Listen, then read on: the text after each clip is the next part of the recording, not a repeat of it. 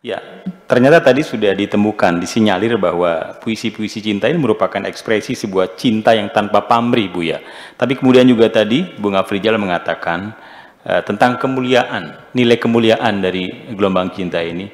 Namun kemudian pertanyaannya, apakah kemuliaan itu bisa hadir begitu saja pada diri kita, Bu ya? Iya.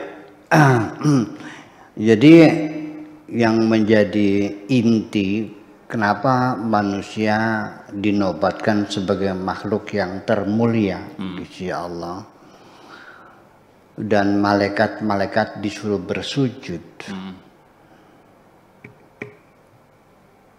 Dan ternyata bukan hanya iblis yang menolak, malaikat juga keberatan.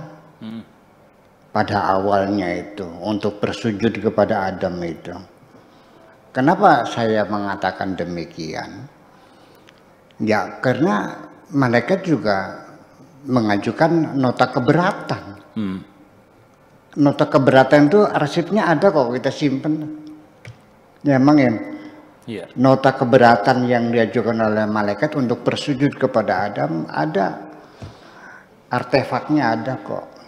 Begini kata malaikatnya, ataj'alu fiha man yufsidu fiha wa yasfiku dima wa nahnu nusabbihu bihamdika wa nuqaddisu lak. Yang artinya, apalah artinya engkau membuat manusia yang nantinya bakal membuat kerusakan-kerusakan di bumi ini dan juga akan banjir darah. Apakah tidak cukup dengan kami saja yang selalu bertasbih kepadamu? Ini kan nota keberatan. Ya hanya saja malaikat mah dengan bahasa diplomasi ya, bahasa diplomatis, jadi ya tidak kasar seperti iblis. Kalau iblis kan menolak total. Ya, ketika diklarifikasi, kenapa kau tidak mau sujud? Qala ana khairum minhu, aku lebih hebat dari Adam. Nah ini yang jadi persoalan adalah karena malaikat sendiri tidak tahu apa yang ada di dalam diri Adam itu, sehingga dia paling mulia. Malaikat, jin, setan, iblis juga tidak tahu. Seperti Pak Afkar, saya kasih tembelai ayam, mau nggak? Mau, kalau dari Nolak, nggak mau. Tapi Mang Im mau, karena Mang Im tahu di dalam tembelek ayam itu saya masukkan berlian. Nah itulah berlian yang ada dalam tembelek ayam itu tidak diketahui oleh malaikat dan iblis, maka mereka keberatan.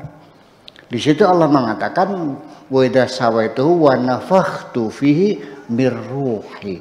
Apabila bentuknya sudah sempurna dan kutiupkan roh ke dalamnya dari rohku dan kutiupkan ke dalamnya dari rohku, maka bersujudlah kamu semuanya. Berarti secara serta merta karena di dalamnya adalah roh dari Tuhan, itulah sebabnya maka Adam menjadi makhluk yang paling mulia. Tetapi ingat Pak Afrizal, posisi manusia yang termulia juga depend on persoalannya. Akan sangat tergantung bagaimana merawat roh itu sendiri.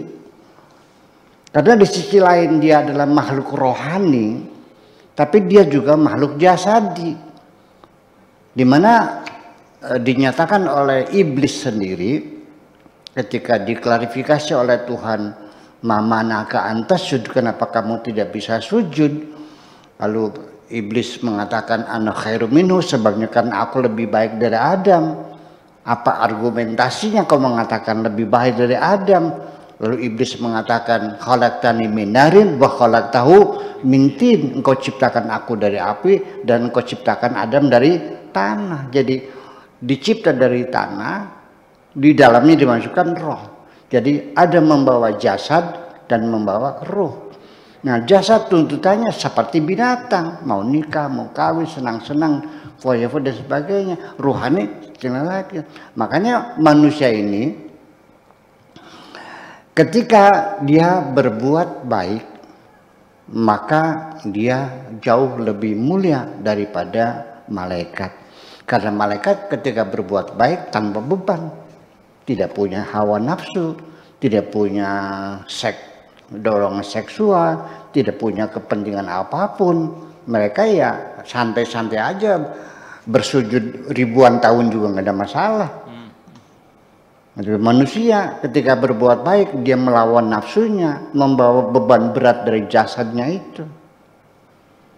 Maka manusia lebih mulia daripada malaikat. Tapi ketika manusia berbuat jahat, maka dia lebih jahat daripada binatang. Kenapa? Karena dia merendahkan rohani dia sendiri.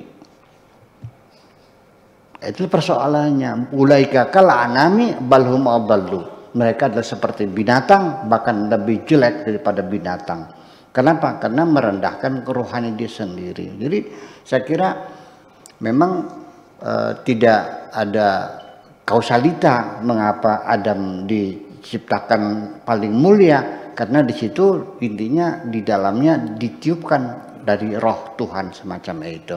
Tetapi juga tidak serta-merta lalu dia mulia selamanya, tergantung bagaimana manusia itu merawat dirinya sendiri. Ya, saya kira begitu. Ya, ya. baik.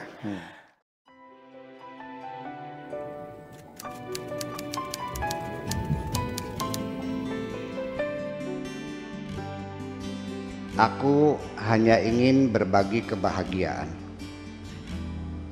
dan tidak menggurui siapapun. Terlalu sulit bagiku untuk menyalahkan siapapun. Akan tetapi apabila ada orang yang ingin mengisi raporku, tentu aku sangat gembira sekali. Dan kujamin aku tidak akan sakit hati sedikit.